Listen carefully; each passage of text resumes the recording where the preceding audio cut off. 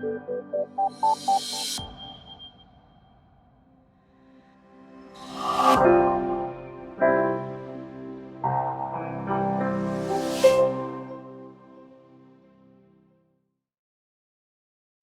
today ID talks future, and we talk about future of inclusion and diversity, but mainly big trends, smaller actions we can do to prepare ourselves and young people we work with to future. Today's speaker is Erika Ball. Erika is a change maker for Teach the Future, a global movement that promotes futures literacy for students and educators. Teach the Future aspires to prepare every student to navigate an uncertain world and give them an agency to imagine and create their preferred future, something that in today's turbulent times becomes even more important. And Erika is also part of the Joint Research Center at the European Commission as a foresight expert, where they work on future megatrends. So Erika, we are very lucky and very happy to have you today with us. I am passing you the floor. Thank you. Thank you very much. Good afternoon, I think. Yes, everybody. I'm going to introduce you a bit today in futures literacy. And to say, my name is Erika Bol, and I call myself a conscious future designer, meaning that I try to look at the future and by doing that, helping to influence it and design it in a way. And I do that, as already said, for the European Commission and for Teach the Future. So both for grown-ups as for children. And it is my job to encourage people to think about that future. So that's what we're going to do a bit today as well. And I strongly believe that by doing this, we can create a better future for all of us. And so, as I said, for grown-ups, more reports on the future, but also for children. And the nice thing is that when we talk about the future, actually what I do for grown-ups and for children is the same. The only thing is that we change the angle a bit. We have different conversations. We have different levels of conversations. And actually, sometimes it's even easier to do this with children than with grown-ups because their minds are mostly already set in a particular way of thinking. And with children, we have much more freedom and creativity to still explore this future.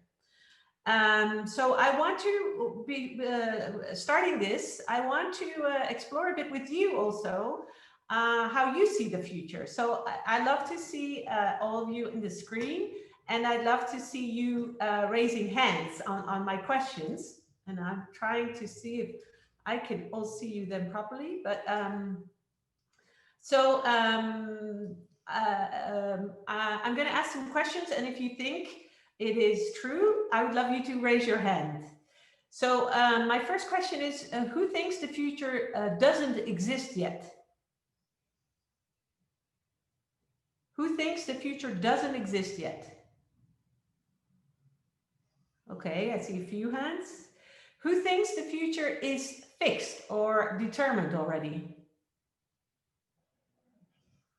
No, I mean, if it doesn't exist yet, then you might think it does exist.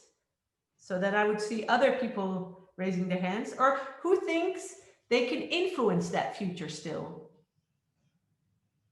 Okay, more hands there. Great. Okay. Who thinks the future is tomorrow?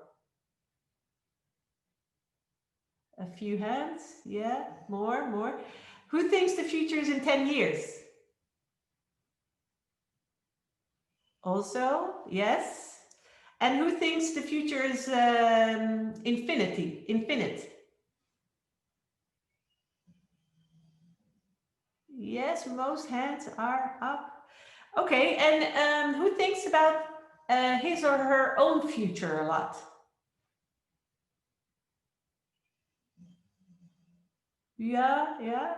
And who has planned for his or her own future already? Yeah, so some think about it but didn't plan, but some are also planning. Good. And who thinks about the future of its surrounding? of its community. Ah, nice. More people think about other futures than their own. That's nice. And who thinks about the future of the world? Also, very good. Good. So I thank you. I asked these questions to show you a bit that there is a lot to say about the future, and it's already a little challenge to define the future. As you see, there is a cultural difference and cultural influences behind the future. Some do think it is more determined, and some do think you can influence it, and that also has to do with the background, the religion, the way you're raised. So there's different ways on how we welcome the future also. For instance, in Latin America, with religion, there is more of a way saying that the future is already fixed and determined, that there is a future to come. And more in the European direction areas, also there is a tendency to believe that we can also still direct the future to come. And both, there's no right or wrong, both are there, but it's just to know that people think about the future differently. And the other one is also time influence. The questions about tomorrow, 10 years, infinite. I talked to some of the kids, and one of the kids in the workshop said, well, the future is when I'm dead. So she thought actually it was after her and not in her lifetime, but actually yet a second from now is the future, as the future in 50 years. The only difference is that the future close by is easier to predict, because now, in this half an hour, I know I will be here. So that is already much more determined. In 50 years, I don't know, am I still alive or not with the new technologies? And will I do biocell changes in my body so that I will live infinite? I mean, we don't know yet. So it's just a matter also, when you discuss the future with people, to be aware on which time frame you're talking about. And actually my time frame is going to be a bit more like in 10, 50 years, because the future that we talk about is not determined yet, and it still can be formed, and we don't know what it will look like. And that's the challenge, to see if we can already discuss what that future could like, so that we can help get to that possible future. Another, the last one that I asked some questions about are your personal futures and sustainable futures. And also there, it's interesting because there are different sorts of futures. You think about them differently. On your own future, you have more influence because you determine a bit more where you want to go. On the future of the world, it's up to all of us, and we need to come together and create it. So there's a difference on how we can influence that future, yes or no. And all these elements are part of the future that is all in front of us. So actually, when I talk about the future, it's time still to come.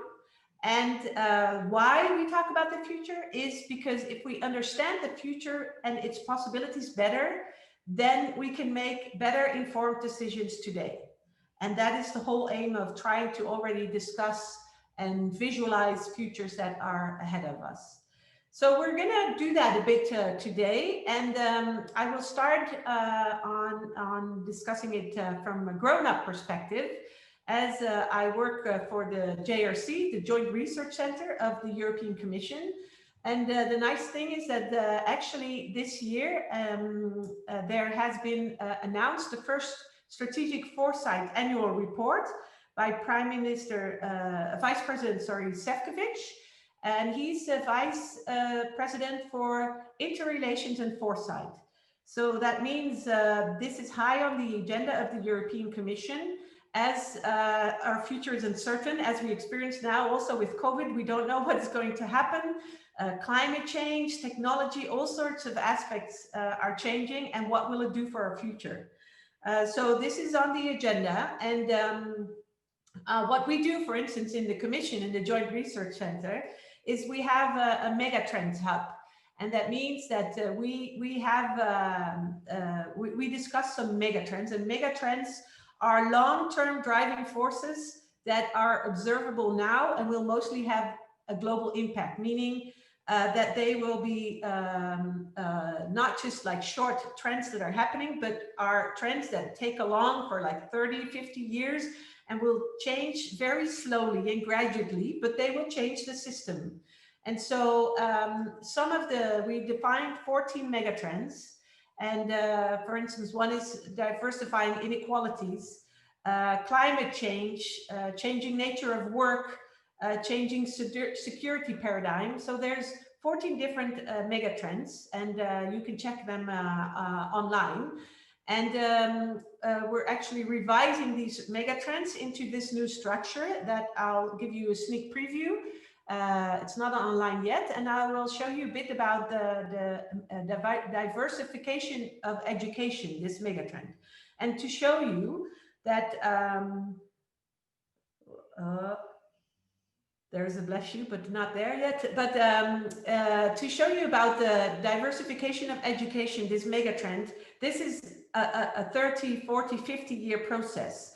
And there's in this change of education, there is been happening changes already. You see these that I'm kind of trying to point out. And then in this time, there's also, again, changes happening. So there's learning agent, teach the future, voices of next generation. I'll go into that for a sec. So we'll highlight in these megatrends what the changes are at the current moment. And as you see, we don't know where this diversification of education will lead to. Depending on the choices we make, it will either go this way, that way, that way, or that way.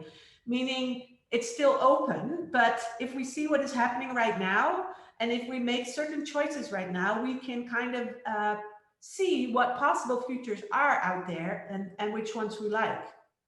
So to tell you shortly something about this mega trend of education and give you some insights is that there's a lot going on about new learning agents, meaning that we love our teachers and they're very important, and they had the same role over and over, and they are in front of the classroom and they're supposed to do everything. While with the change of time, there's a lot of pressure on them, and there's a need to see how we can change and help them. So new teachers are arising, meaning they're, for instance, eduvators. They help the teachers look at innovation in education. There are new assessment insighters. So we've been testing with like regular tests and multiple choice and giving answers, but can we test in different ways? Are there assessments that they just explain us what they've learned? Can we also assess things outside of school that they have learned? So how can we do this differently? And so there's new roles popping up next to the teacher that help the teacher in their tasks. And also next to just teachers, human beings, there's robots and artificial intelligence systems coming up that will help the teachers to see they can't like focus on everything, and what can a robot help them with, for instance. But also communal responsibility. It's not only up to the teacher is not up to date of all the things that are changing and are happening in society. So more and more you see that the community is pitching in, like a father is telling about his job at the municipality, or the local farmer is explaining how they milk the cows, or so due to a different style of teaching, also new and not teachers, but community members can pitch in and help the teachers. So there's a lot happening in this regard, but also, for instance, this one on Teach the Future, and that relates to this topic also, of course. But as the world is changing a lot, we can't do and can't teach what we have been teaching. We need to teach our students a bit more about the world to come and the changes, and there will be new professions. So we need to teach them about jobs that we don't even know that they're out there. So we see that the system is changing, and for that we need to help see what kind of skills are needed for young people in the future, as one could be futures literacy skills, and also how we can integrate sustainable development challenges into the education. So is there a need to really not just add on to the educational system, but actually to transform the system that we're talking about? And I'll just shortly explain this one also. Voices of the Next Generation. We've been thinking that grown-ups know what is going on, and we always look from our own perspective, and it's quite difficult to look from the perspective of the young children with your own thinking in mind. So there's much more attention to this fact now, because the changes are faster and more rapid, and the lives of our youth will look different than our own. So there's much more sounds and young voices stepping up, changing, trying to take a lead into also policy, that things need to change, and that it's for their future. We kind of sometimes make a mess out of it with this, with the environment, and all sorts of changes that we won't want to leave the world behind in a way that they can't live it. So the young people are stepping up and saying, it's our future, we need to live in it. And so social justice pedagogy is taught as well. And there's a lot of discussions about the generation Y, Z, and now even this COVID generation that will have a totally different life in the future. So what we do with this mega trend is we try to bring up some of the happenings that are now in the current environment, to be aware that things are changing. And so mixed reality is another one, brain alert is another one, that there's a lot of research going on, and how can we stimulate also not only training our short-term memory, but also our long-term memory. How can we even connect our brains in a way that we can learn from each other? And sometimes all these developments are quite spooky and scary, but sometimes very interesting and exciting. And it's up to us to not just wait until they come, but to become aware of these changes, and to also influence it, to make sure that it will go into a direction that we feel it is a good direction, that we can stimulate this, and that we leave something good for our children. So these mega trends, and this is just the educational one that I just stepped on for a sec, but there are 14 different ones. And of course there's more than that, but we divided it into 14 big changes, so that it's a bit like that, it's not overwhelming, it's still kind of graspable. And what we do with policymakers, and that can be done like in all sorts of situations, is that we choose a topic that we found interesting. So in this case, it was digital publishing, but it could also be youth work or something else. And we see how much will these megatrends possibly influence that future. So how much are we aware of the changes in those different megatrends, and how relevant will it be for us? And then you kind of like post it in the different areas. And it helps you to see that the future is not a standalone. The future of everything influences everything, and that it's not just what is happening in our little situation in education, because also increasing demographic imbalances, for instance, as a megatrend, will influence how education will look like. On our megatrends, on our megatrends hub, we have also, you can click on some links, and then you find also how you can use this tool if you want to. So this is what we, for instance, do with grown-ups, but we're also here to talk about Teach the Future, which is bringing futures literacy into the minds of young people. And this is what we do with Teach the Future. We prepare students for tomorrow by teaching the future today.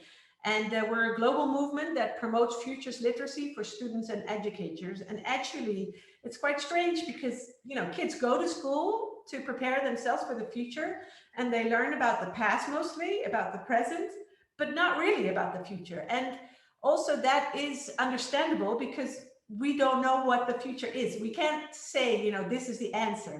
And that is both scary and exciting, because you can learn children the skills to be better prepared for the future, to better anticipate what is coming, to see what possibilities are out there.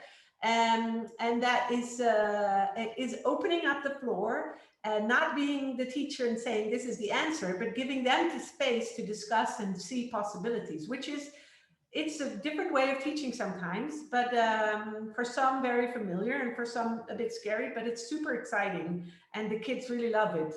So our aspiration is every student is prepared to navigate in a certain world and has the agency to imagine and create their preferred future. And so we teach future thinking skills to students and educators to help bring this forward. So one aspect of teaching futures thinking or bringing futures thinking is that the future is not one thing. It's about multiple futures. We don't know what it will look like. So we discuss multiple futures. And what I'm going to do real quick now is I'll introduce you into this lesson. This is a lesson that we do in schools, but also in just groups with youth to open up their minds. And so you see here, this indicates it's a lesson. So you can even do it at home or with groups of children that you like with this PowerPoint. So what do you think the future will look like? This is the question we start asking in the beginning. So what do you think the future will look like in 2050? And we can do it now, but due to time, I'll just explain you a bit what happens is that people say, well, we have to do something with the environment. Maybe we'll have flying drones. Maybe we will have, I don't know, maybe we'll have permaculture as a new way of agriculture. And so all sorts of like bigger and small things pop up. And my answer then is, yes, could all be true because we don't know what the future is. And it's exciting to hear in the minds of the kids what they're already seeing and how far they're thinking ahead or not, or what they're aware of. And then we say, okay, you're right. So one thing is sure. We know that the world continuously changes. And in some cases, very fast, and in some cases, very slow. But there's always change. And we know the future will look different than today. So let's take a look at these different futures. So what I'll explain then is that there's a probable future. And a probable future is a future that relates to the past and the current. So it kind of like, okay, this is where we came from, this is where we now, and it'll probably move forward. So to give you an example, we had like little grocery stores, the butcher, the bakery, the vegetable stores. So we had like little stores, and at a certain moment we thought, okay, to be efficient, we'll make this big supermarkets and we'll put everything in. So little stores kind of started to disappear, and we had a lot of big supermarkets. And now you see that people are starting to order online as well. So you see, okay, they're starting to order online. Maybe in the future we can imagine that we'll order online much more, and we might not even have the big supermarkets or only a few, and we'll order everything online. Okay, yeah, this is a definitely a probable future that we kind of already see.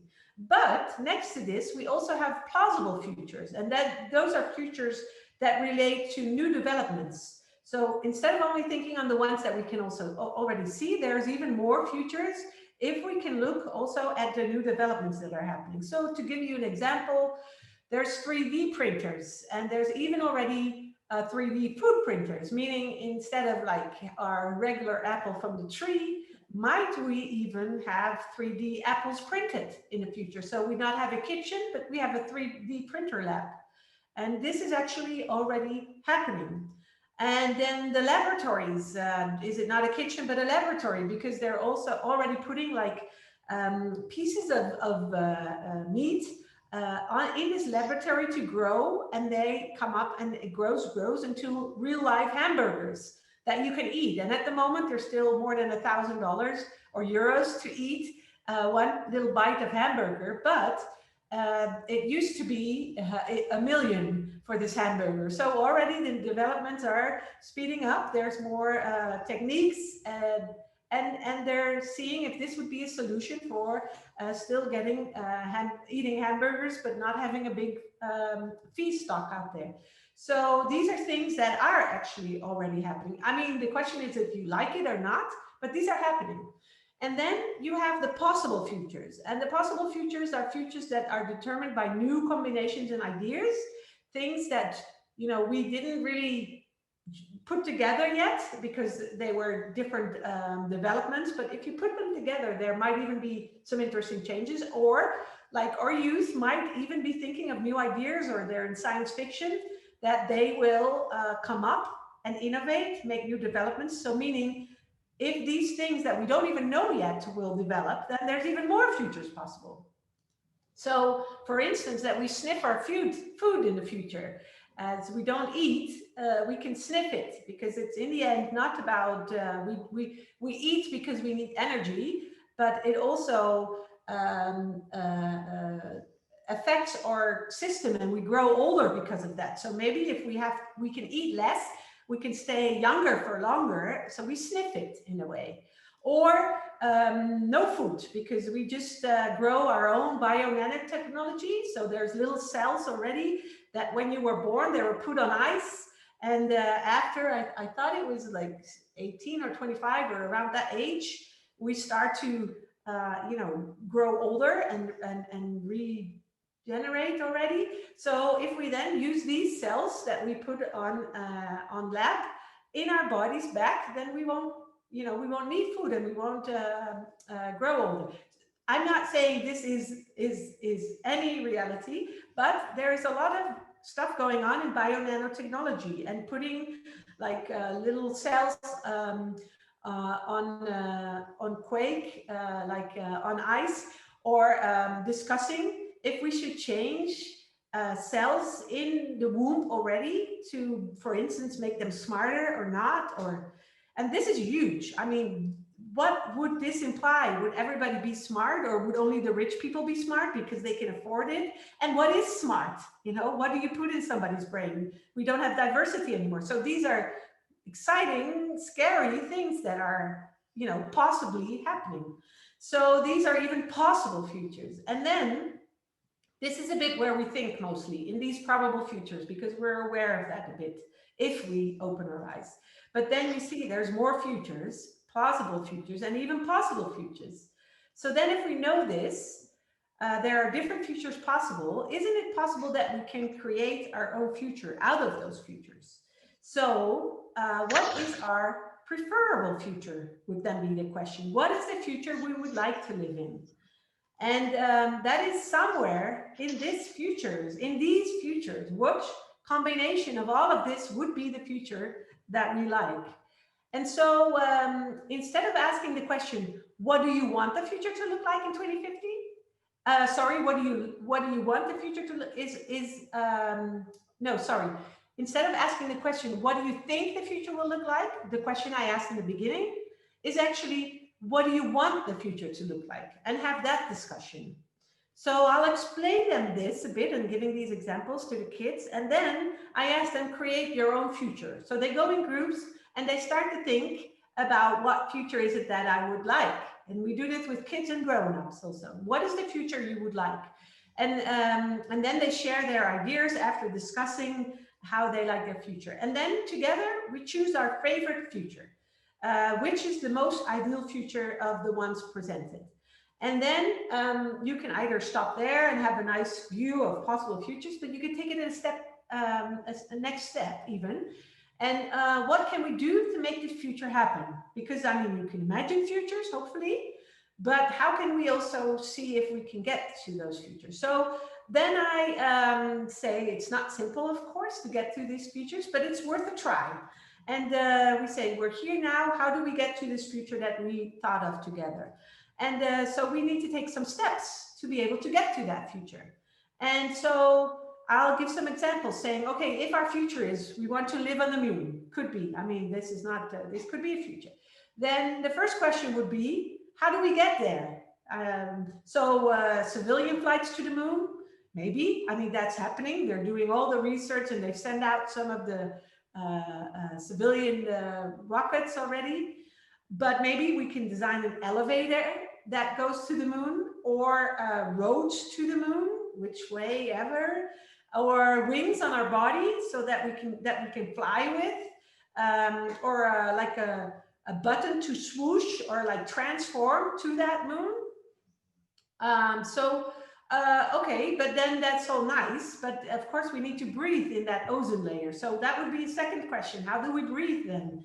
Okay, maybe we have some cool astronaut fashion, or we have air bulbs in which we can live and go there, or maybe some like nose tubes that we can have like ways to breathe, or even human germ, like, or maybe like evolution, so that we kind of like sculpts in our body that we can breathe differently, like the evolution of human, maybe something happens there. So the question is, can you make ideal futures happen? So what they then do, this is their assignment, is think of some steps that make the future come true. And then they present those futures and even show us. And they, some examples are really like crazy out of the box, but still good. You never know. And some are very practical. So I'll tell you in a second. But then after that, when they do this, then we end the lesson by saying, okay, we want to, you now presented some of these steps, but be aware, we said already, it's not easy. Be aware that there's influences from the outside. There's a lot happening that we don't always have influence on. So maybe because of that, it's not this fluent road to your future that you design. It's an interesting road, a bumpy road that will have lefts and rights, because you probably won't get there directly on into which future you think. But at least it's not being living in circles. You kind of have, even if it's small or big, you have a bit of influence there. And so we present this, and in the end saying, okay, if we discuss preferable futures, the future probably will be somewhere amongst all of these futures. It's not only the probable future that we have in mind most of the times, if we already think about the future. It's probably also not your preferable future at large, because this is quite difficult. We are here with all species on the world, and it's not only up to you, but it's somewhere here. And how can we make sure that it is a sustainable future for us all? So, and this is just for you, for extra, this is the future cone of possibilities. And this is what we use a lot to say, we're in the present, we go to the future. And in this time frame, it's not only the probable future, this like little one we're looking at, but there's much more futures. And let's see what then the future will be together by discussing it. We say you have influence on creating the future, and for us this is a means of empowerment and hope, especially in these times of change. Some kids even get depressed a bit. It's tough. You need to be resilient. This is about giving them strength to keep going and giving them hope for positive futures ahead. So let's make it a good one. And what happens, and I'll end with these, is that these impact case studies help young people also. So the impact of teaching futures is that they are aware there are multiple futures out there, different perspectives of the future, because when you discuss this together, you see that people think about it differently. They have different ideas, and all are interesting and all are good. But if you're not aware, you're not able to empathize with each other and have the conversation. Feel the agency to influence the future, experience that having a future vision makes it easier to move towards that future, and understanding that proactive helps in realizing a preferred future. So in the case of this little exercise I just explained you, this is what we did, for instance, for Earth University in Costa Rica. And here they're working on all their futures together. And they created the Agapa world. And this is, Agapa means love. So they designed their future, preferable future was the Agapa world. And so their outcomes, one of the groups said, well, we should separate grown-ups from the children because that's where it goes wrong. That's why we don't have an Agapa world. Well, that's the question, but still, that is a possibility in the creative minds. And another group said, okay, we need good cells only. So we take out the bad cells. And we keep our good cells, or we stimulate, or we grow them, since now all these techniques are there. And the last group actually said, why don't we have classes about love in education. And that kind of, I mean, that hit me because it's even so simple to get to an Agapa world if we discuss this topic more with each other. Um, so this was super inspiring. And another case, another pilot, an example is what we did with the Dutch refugee camp. And what we did with kids here, what we do in short is that, we train a bit the emotions, bad feelings, happy feelings. And so we do everybody a smile and everybody being sad or angry, and then we had a little dance with emotions. And we played across the line, and we asked them some questions on how they thought about their past and how they think about their future. And they step up front or to the back to show a bit, this is what I think, or this is what I experienced. So to see that they're not alone and that there are different ways of thinking about it. And after that, we asked them to to think about their lives and to put on their on post-its the things that they did like about their lives, about the present, about their past, and the ones they didn't like about their past. And they put them on the post-its. And then after a while, we said, okay, after discussing these, we said, okay, so these are the ones you didn't like. So we grab the ones you don't like, we squish them, we throw them away physically. And then we keep the things out of your past that you like.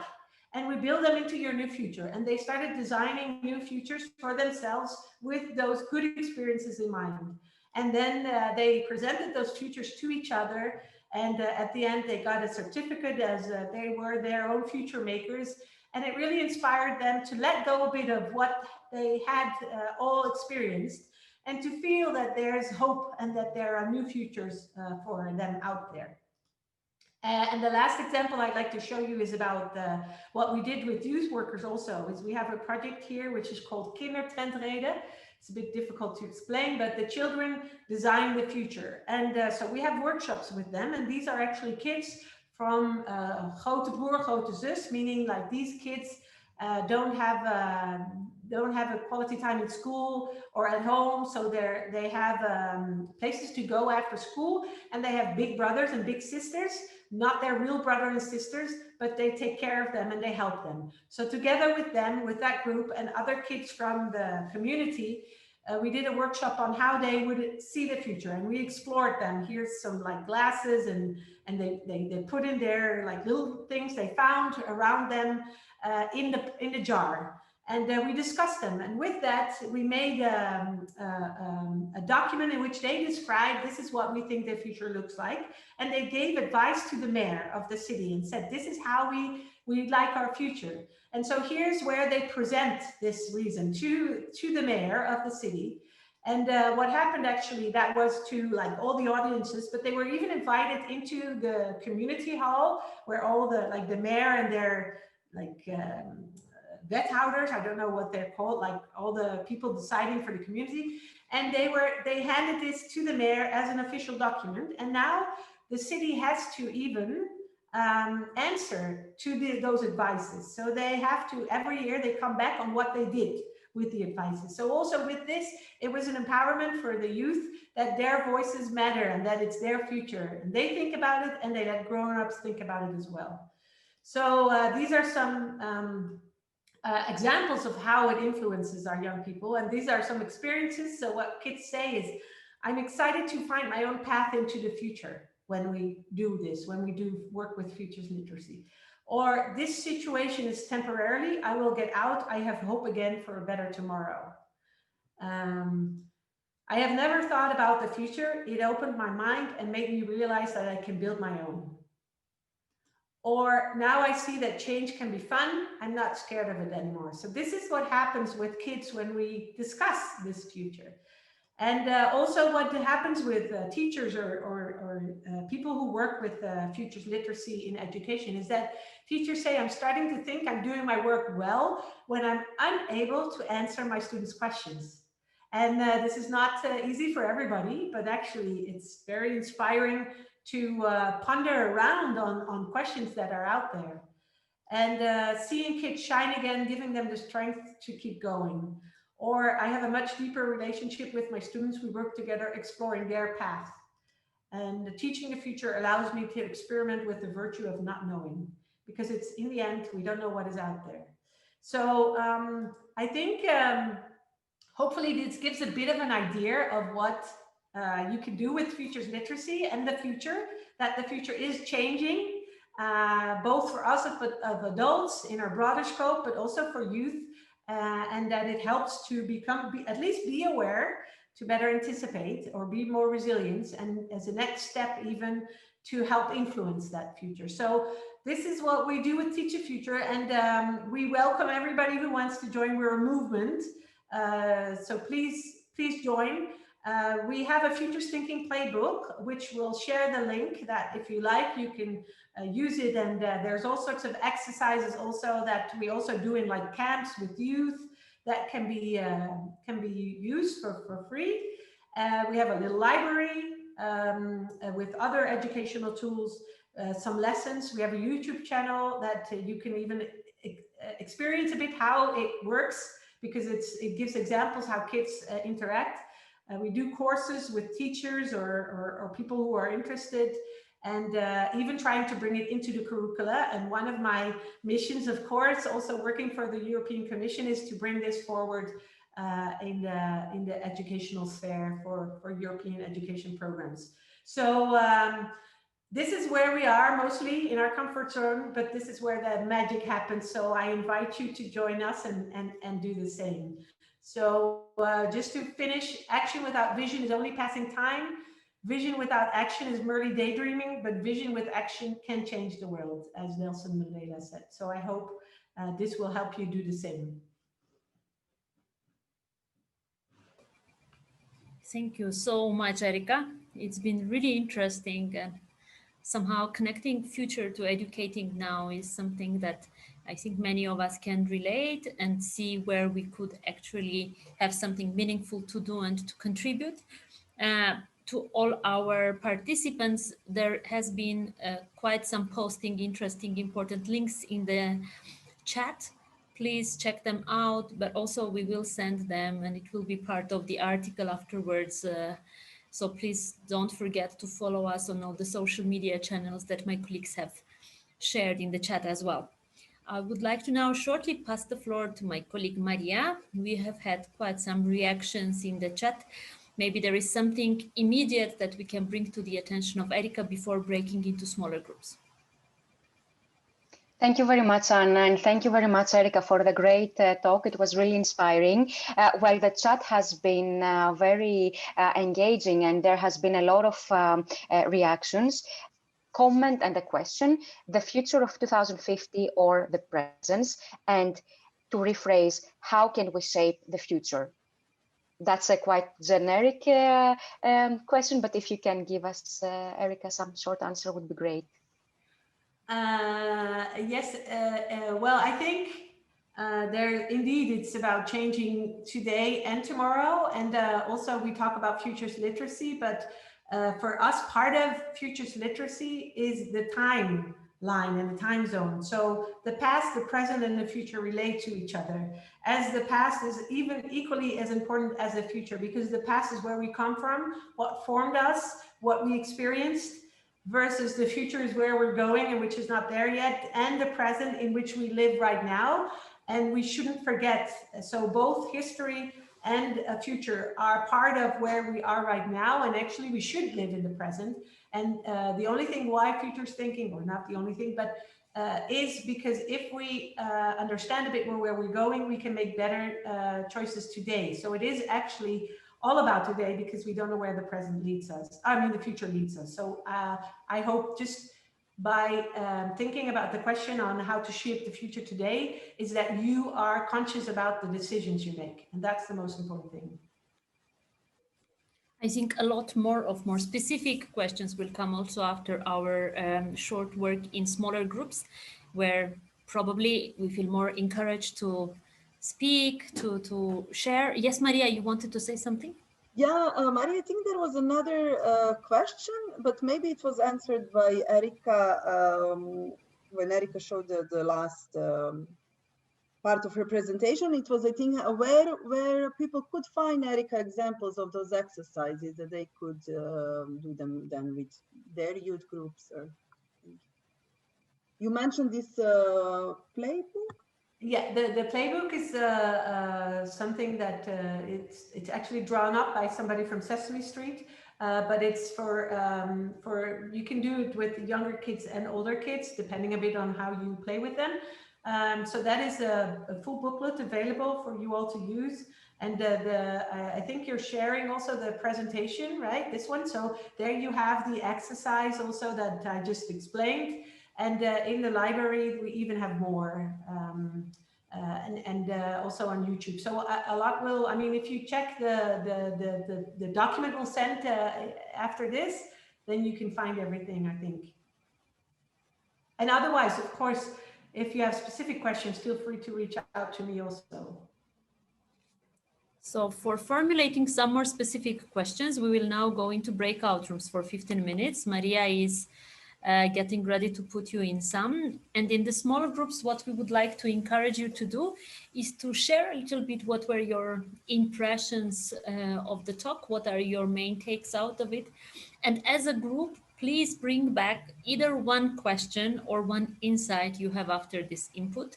We will give you an opportunity to voice it and to share it with the rest of us. And if you have some questions, we could build in our further dialogue on these questions. So how we will proceed is I will pass the floor to each room, and please think about one spokesperson on your behalf to bring in one question or one insight that you brought from your group discussion. Just one, because the time is quite limited. And then we collect all four of them because you were in 4 groups. And then Erika, we ask you to address them together because some might be repetitive, some might lead one to another. So we don't do one question, one answer, but we do 4 questions and then all answers at once. Okay, so please, somebody from room number 1, how was it and what is your question? Okay, so I will speak for the room number 1. We actually had 2 questions, but since it's one, we will pick up the first one.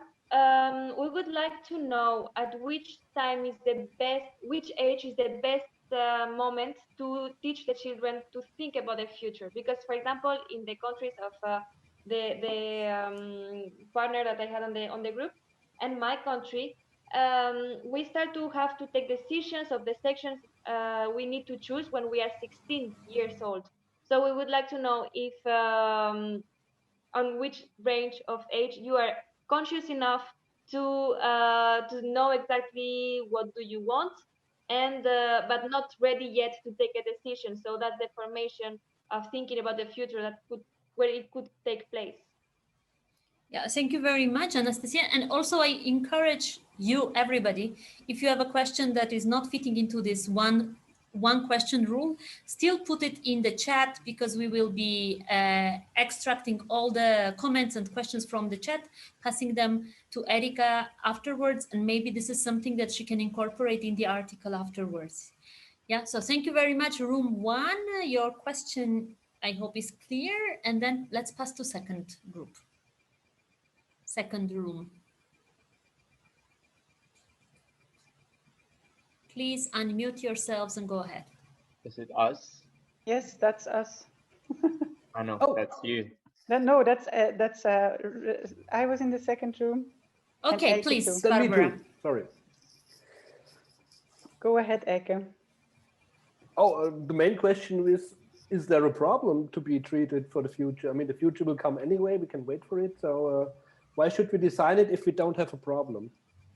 And I brought some, especially for the topic of the whole talk and the whole series of these talks.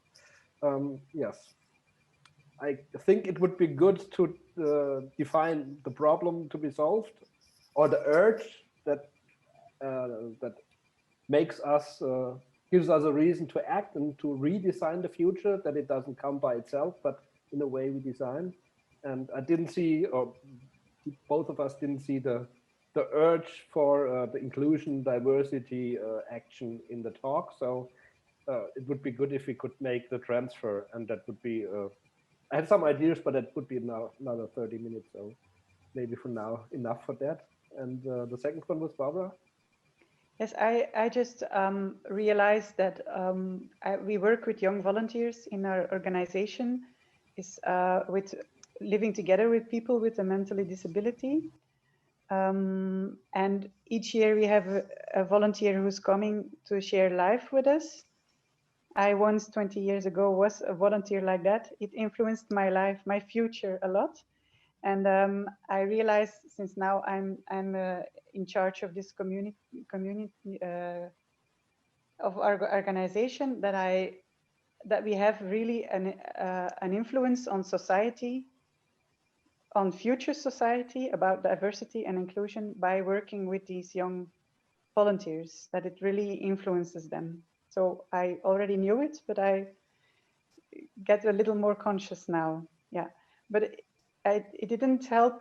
I think in the talk was not so much about inclusion and diversity. So right now I miss like a little the transfer to that topic, but okay, I can make it myself too. Thank you very much, Barbara Eike. Next group, please.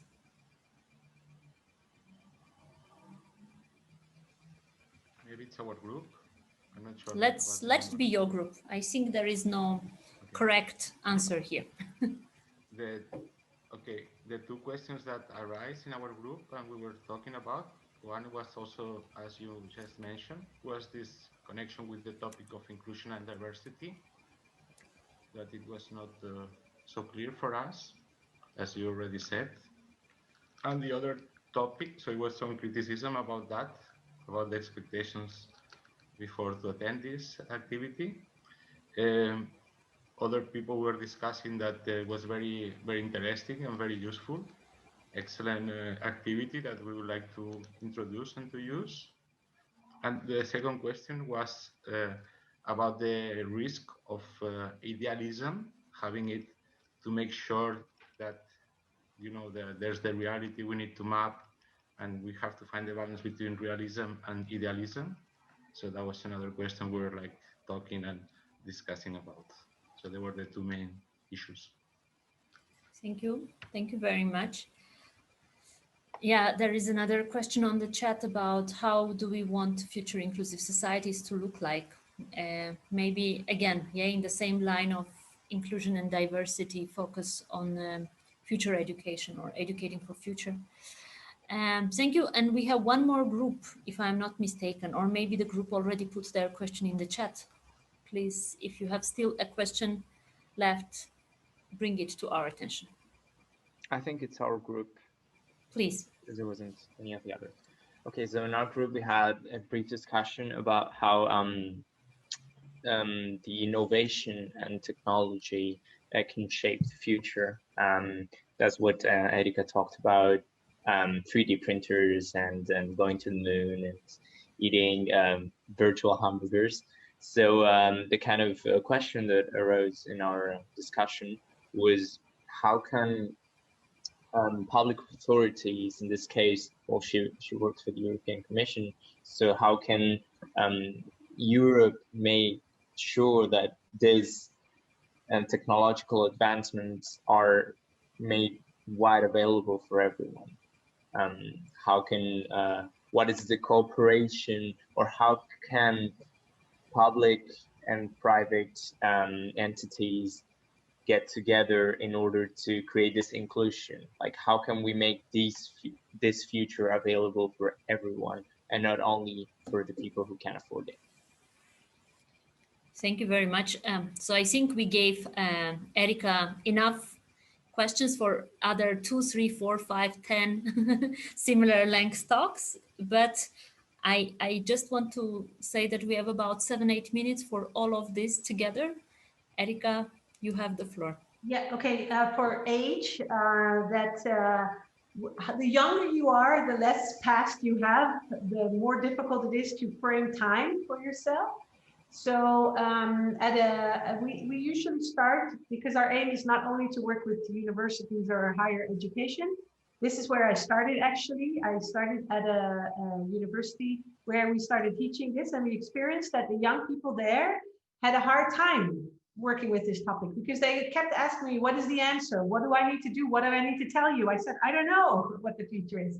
And I gave them homework, go watch science fiction or that kind of stuff to get inspired. And they thought, what is she doing? So it really took us a while to get them open enough to imagine again and to be creative and to make links and new connections. And so that's part of futures also thinking. And so our aim with Teach the Future is actually to bring this in primary and secondary education already. So mostly it is in secondary education, and we start mostly when the kids are 8, 9, 10, and at the last part of primary. So from 10 to whichever age. I mean, it's also for us grown-ups. You can already start primary education a bit earlier, but there it's not about futures thinking.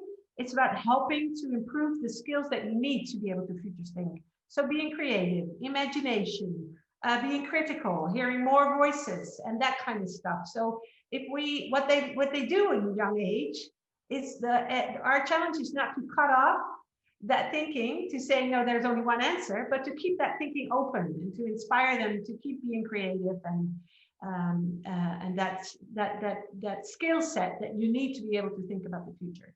So I hope that gives a bit of an insight on age, but our aim is to bring it into education as a whole, and depending on the level you are, it's just a different way how you discuss it. Is there a problem? Well, depends. Sometimes yes, sometimes no. I think one of the problems now is, the environment. Should we not take actions now for a possible change of environment, or the future of jobs? We will have new jobs, and we're educating them for some old jobs due to technology and that kind of stuff. So if you are aware the future will look different, you can, anticipate a bit more. And even I think, entrepreneurship is mostly about trying to solve problems. We sometimes say it's not only about a problem, because then you already reached the problem. It's also about seeing possibilities out there that are not a problem yet or can become a problem. Or just because it's not a problem, it doesn't mean that it is the way that we have great systems around us, but they bump. We can change. We don't have to. It works in a way, but it also works in another, doesn't work in another way. So, it depends how you look at it. If you want to describe it as a problem-solving skill, or as more of a way to be open to what is coming. And you can also address it as a way of being open and more resilient for that sake. And indeed, about inclusion and diversity, we didn't touch that too much because we went into the future of more of education and using the future. But as somebody suggested in the chat, indeed, you can work on how would the future look like if it's more inclusion and diverse. And just to add to that, this is a highly on the agenda topic also for the European Commission. There's much more ways of thinking how to also include the voice of others, of young people, but also decolonized perspectives. We're trying to make a set of reference scenarios of possible futures of Europe. And there also the challenge is to get everybody's voice in. And there is a high engagement on citizen engagement, but still, I see there's a lot of up people that think they know everything in the discussions. And that's why we stress, and that's why it's all one of the megatrends, is that we have the voice of the next generation also in the room. But I am just one little puppet in the show there, and we're pressing this forward to become more inclusive and decolonize. And this discussion is going on in the future society a lot. Indeed, idealism, yes or no? Partly, yes. You can see it as empowerment, hope. But at the same time, we stress that there's other things happening, and it's not about always that you can create an ideal future as like the spoiled kids that think I can have it the way I want. that is not how we teach it. It's also being aware that there's other things happening and we should do it together. And sometimes you will run into things that you can't influence. Also use that, be aware. So that resilience factor with now the COVID, for instance, is also part of this. And then going to the technology and the technical advancement, I know that, and I'll share it also in the papers, that they're now working hard at the European Commission on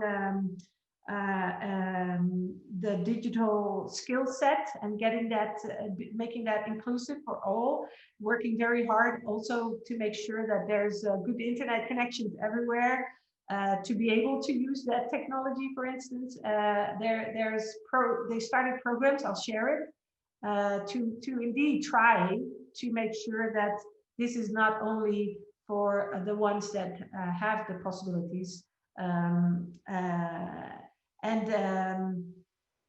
They are aware, and this is on the agenda to make sure that this is available for everybody.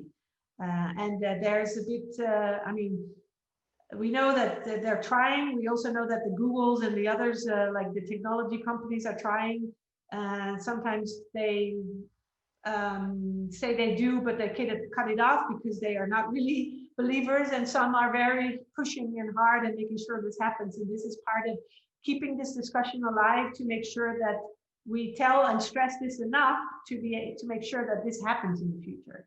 And at least the European Commission has this as one of their priorities, which I'll share. So I hope that I mean, it's not up to only the Commission and only us, it's all of us who need to stimulate this discussion to make sure that that happens for everybody. I hope that kind of answered in quick, because we have 3 minutes. I don't know, Enrique, I see you. Does this help answer your question? Yeah, I mean, it's a really wide topic. Like, there's been a lot of technological advancements which have been partially publicly funded and that were then privatized in the benefits. So I guess it's a really big topic of discussion, but I'm glad to hear that it's in the political agenda of the Commission to at least try to make sure that. Yeah. No, true. And also, for instance, blockchain developments and for good, how can you use those technologies for social and governmental environments? So they just launched a report on that. But the whole aim is, I mean, there's been done research about these topics.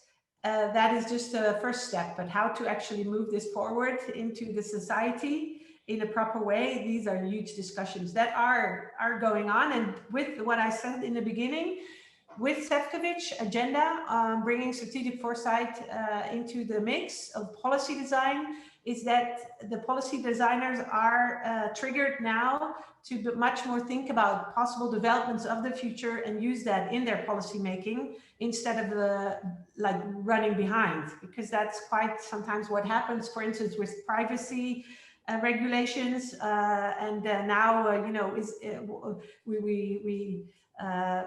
we don't know if it's private. We should have had that discussion earlier in the mix, but that is the aim now, to get, with all these new technologies, this awareness much more on the policymakers' agenda, to make more future-proof policy design.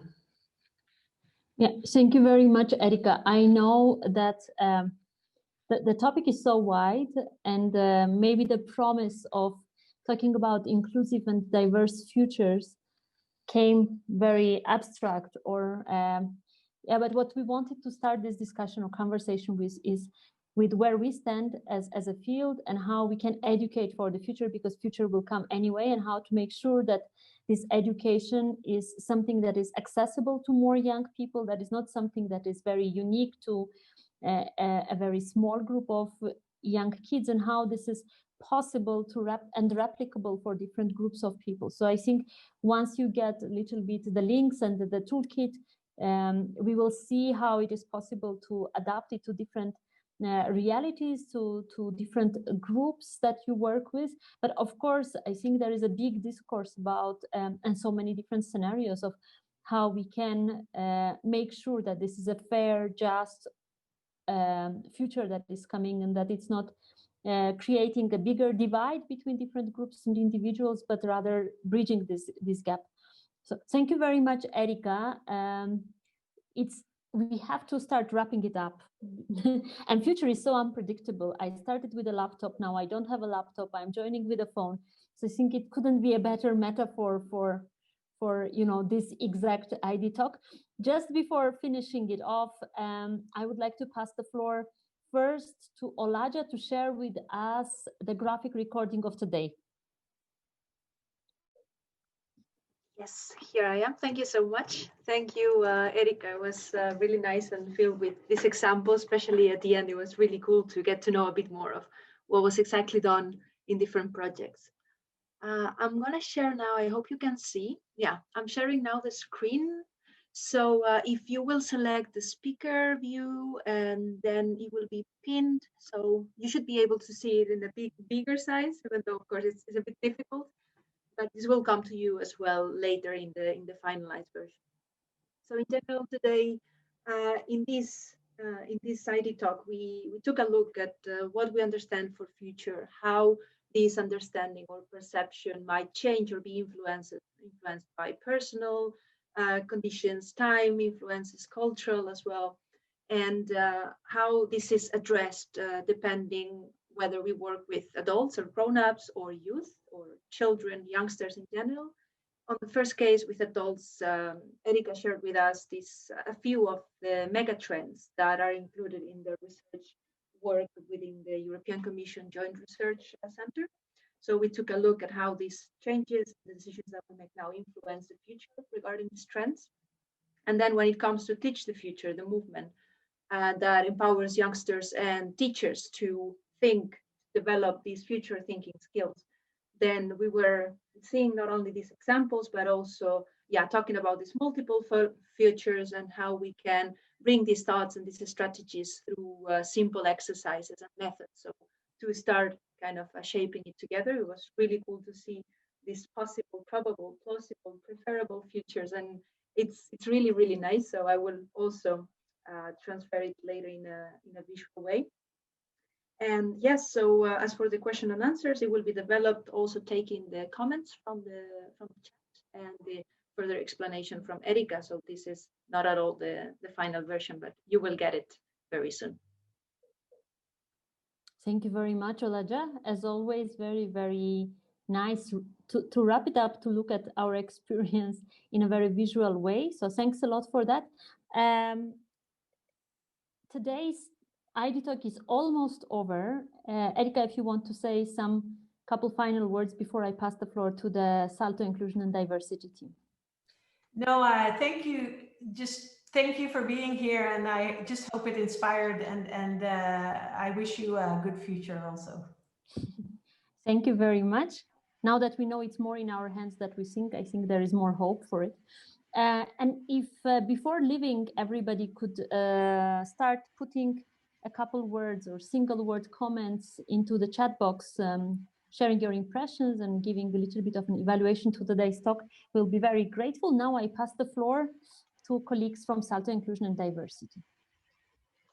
Thank you, Anna. So I will wrap up very fast because we already lost half of the people compared to the beginning of the session, and we are ahead of the time. So just to say that, on behalf of the Salto ID team, we are finalizing the first series of the ID talks. After 5 very inspiring talks, I would like to thank you for being here, but also it was really nice to see that some familiar faces came, so some of you that came also for the sessions we had before. It was really nice to build also this bit of more familial feeling, despite all of us being just looking at each other through the screen. I just wanted to thank you all. Thank Erika, you are here. It was really inspiring to listen to you, and also, well, the 4 other speakers that were in the other sessions. It was also great to have them on board for these also very 5 diverse sessions that we had. Yeah, and I would like to thank also the rest of the team, Anna, Olaja, and Maria, for your amazing work. And I would like to wish you a very nice, peaceful winter break, and hopefully 2021 will be a bit better than what we experienced this year. And we talked a lot about the future today, and also I hope that in the near future I will be able to see some of you also meet face to face and not only through the screen. So yeah, stay safe, and I will just pass the floor to my colleague Maria for some important updates. Because what we know about the future is that idtalks don't end here. We will definitely continue, and from March till May next year, or end of April, you will hear from us. We will focus on different types of diversity. And we will continue with the same concept, but just look at the different perspective, like different issues from different perspectives. So we really hope to have you with us in 2021 as well. So thank you. I'm gonna close the last talk of the 2020 then now here. Wish you all the best next year, and hope to see you back then in March. Thank you so much for being with us last 3 months. Thank you. Bye. Bye, everybody. Thank you.